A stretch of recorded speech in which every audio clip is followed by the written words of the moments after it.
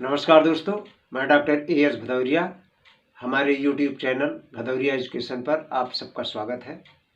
दोस्तों, उत्तर प्रदेश उच्चतर शिक्षा सेवा आयोग की होने वाली असिस्टेंट प्रोफेसर परीक्षा की प्रिपरेशन से रिलेटेड जो स्टडी मटेरियल हम आपको उपलब्ध करा रहे हैं, उस कड़ी में आज हम भाग 74 लेकर आए हैं। भाग 74 में कुल 20 प्रश्न हैं और ये सभी 20 प्रश्न प्रीवियस ईयर्स के एग्जाम में पूछे गए हैं। बहुत महत्वपूर्ण प्रश्न है दोस्तों। तो इसके पहले भी जो हमने 73 वीडियो अपलोड किया हुआ है, आप सभी वीडियोज को देख लेंगे। हम कुल 80 वीडियो एग्जामिनेशन के पहले यानी 30 अक्टूबर के पहले हम अपलोड कर देंगे। सभी वीडियोज को अगर आप लोग देखते हैं तो निश्चित है कि आपको अच्छा फ़ायदा होने वाला है। तो दोस्तों, हम इस प्रश्नों की श्रृंखला को शुरू करें उसके पहले आपसे एक अनुरोध है कि अगर आप हमारे चैनल को सब्सक्राइब नहीं किए हैं तो सब्सक्राइब कर लें, शेयर किया करें, लाइक किया करें। और जितने भी हमारे वीडियोज़ हैं, ध्यान रहे सभी वीडियोज़ UPHESC से रिलेटेड एक इम्पॉर्टेंट क्वेश्चंस की एक प्लेलिस्ट है, उसी में सब अवेलेबल है, आपको मिल जाएंगे। तो चलिए आज के वीडियो का हम पहला प्रश्न है, आज के वीडियो को हम शुरू करते हैं। तो पहला प्रश्न हमारा ये रहा।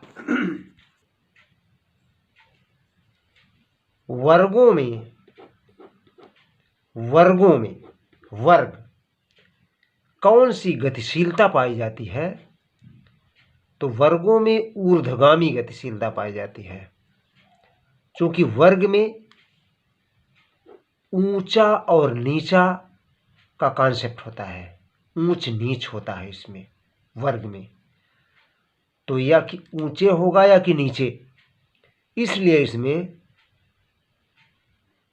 ऊर्ध्वगामी गतिशीलता पाई जाती है। प्रश्न नंबर 2 है, स्त्रीकरण समाज का शैक्षिक विभाजन है। स्त्रीकरण क्या है? समाज का शैक्षिक क्षैतिज विभाजन, जिसमें उच्च एवं निम्न इकाइयां होती हैं। तो स्तरीकरण समाज का शैक्षिक विभाजन है, इसमें उच्च एवं निम्न इकाइयां होती हैं। यह कथन किसका है? तो यह है मूर का। प्रश्न नंबर 3 है, ऐसा समाज जिसमें लोग रूढ़िवादी हों, तो वो कैसा समाज है? अवरुद्ध समाज है। वो समाज बिल्कुल अवरुद्ध हो जाता है। प्रश्न नंबर 4, किस राज्य सरकार द्वारा 80,000 विद्यालयों में स्मार्ट ब्लैक बोर्ड 80,000 विद्यालयों में स्मार्ट ब्लैक बोर्ड बनवाए गए हैं? तो कहाँ की सरकार ने बनवाया है ऐसा? तो है तमिलनाडु ने। प्रश्न नंबर 5 है, 5 जून 2021 को मनाया गया पर्यावरण दिवस, 5 जून को पर्यावरण दिवस होता है, तो उसकी थीम क्या थी? पूछा गया है उसकी थीम क्या थी?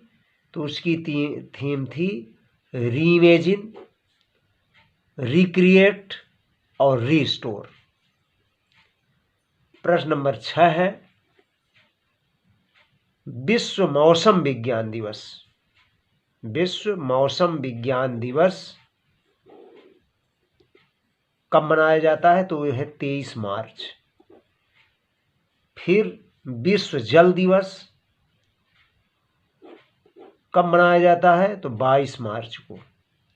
फिर अंतर्राष्ट्रीय वन दिवस कब मनाया जाता है? तो वो है 21 मार्च को। तो देख लीजिएगा, मौसम विज्ञान, जल, फिर वन, 23, 22, 21।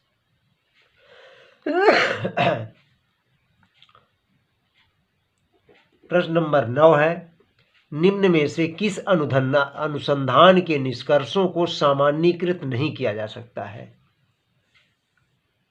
तो ऐतिहासिक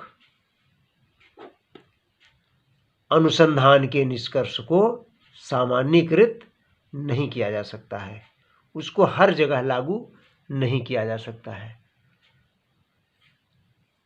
प्रश्न नंबर 10 है, प्रश्नावली तैयार करते समय आवश्यक कदम। जब हम प्रश्नावली तैयार करते हैं तो क्या क्या उसमें ध्यान देते हैं, कौन कौन सा स्टेप हम उठाते हैं। तो अध्ययन के प्राथमिक एवं द्वितीयक उद्देश्य लेखन, अध्ययन का जो हमारा प्राथमिक और द्वितीयक उद्देश्य है उसको हम लिखते हैं। फिर वर्तमान साहित्य की समीक्षा करते हैं, प्रश्नावली का प्रारूप तैयार करते हैं और प्रारूप का पुनरीक्षण करते हैं। इतना कार्य हम प्रश्नावली तैयार करते समय, इतना कार्य हम करते हैं। अब है प्रश्न नंबर 11, सहभागी अनुसंधान। सहभागी अनुसंधान के संबंध में कुछ कथन है। ये तो कौन कौन से कथन है? यह अनुसंधान यानी सहभागी अनुसंधान ज्ञान को शक्ति के रूप में पहचानता है, नॉलेज को पावर के रूप में पहचानता है। सहभागी अनुसंधान लोगों को विशेषज्ञ मानने पर जोर देता है और सहभागी अनुसंधान जांच की एक सामूहिक प्रक्रिया है। ये चीजें सहभागी अनुसंधान के विषय में ये 3 कथन है। प्रश्न नंबर 12 है, क्या वैकल्पिक परिकल्पनाओं का परीक्षण किया जा सकता है? तो वैकल्पिक परिकल्पनाओं का परीक्षण नहीं किया जा सकता है। तो क्या केवल नल परिकल्पनाओं का ही परीक्षण किया जा सकता है? तो हाँ। प्रश्न नंबर 14 है, एपीए शैली। ये क्या है?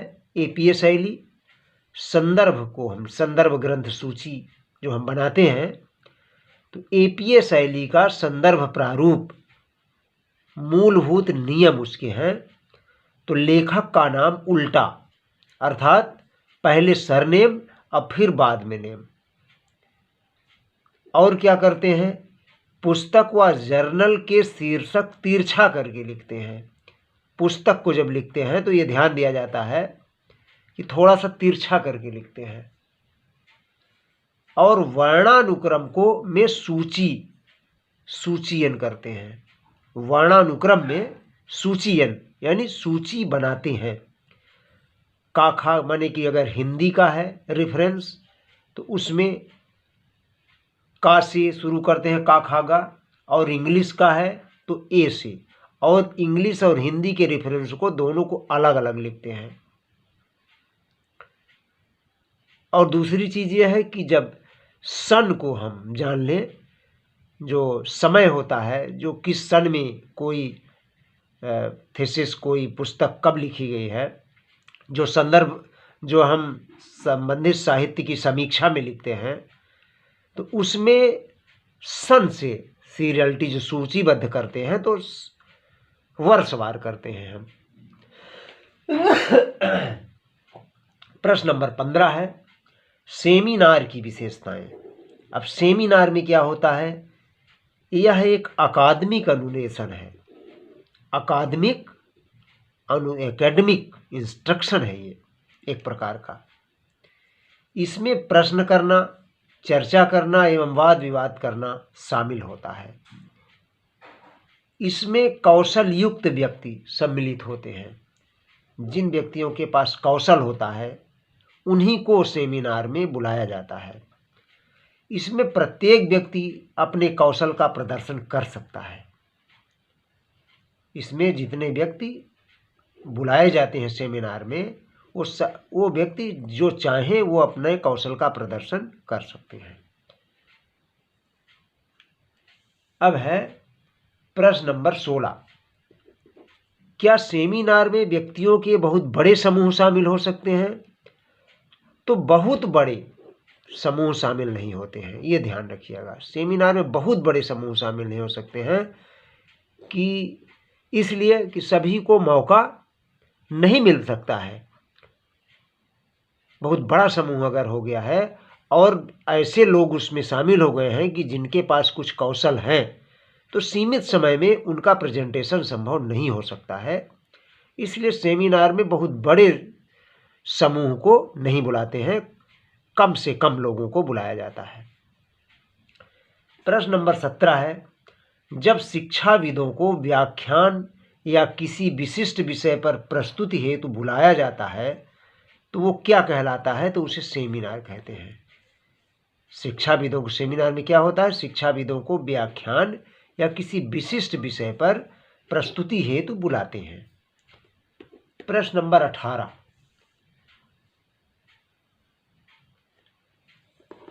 प्रश्न नंबर 18 है,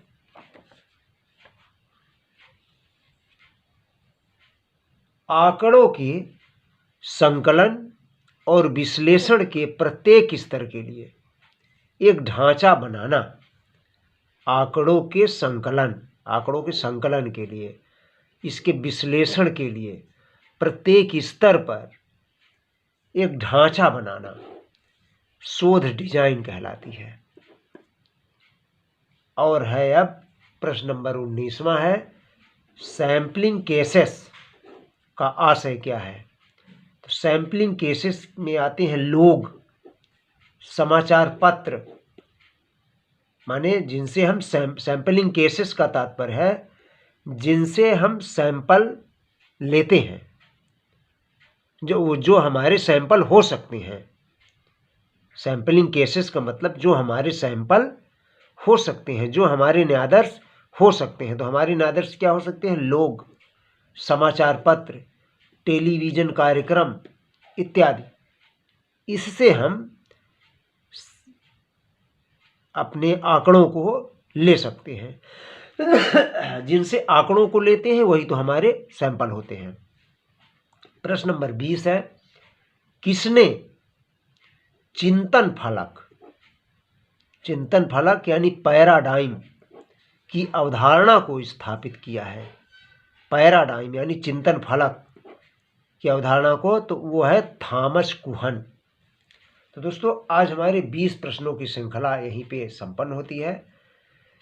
तो आपसे हम पुनः एक निवेदन करेंगे कि आप हमारे चैनल को सब्सक्राइब नहीं किए हैं तो सब्सक्राइब कर लें, और हमारे चैनल को, हमारे वीडियोज को शेयर किया करें अपने मित्रों के पास, पर्याप्त संख्या में शेयर करके उनको लाभ दें। आप स्वयं देखें और लाइक करें। तो दोस्तों इसी के साथ हमारे इन 20 प्रश्नों की श्रृंखला संपन्न हुई। Thank you so much.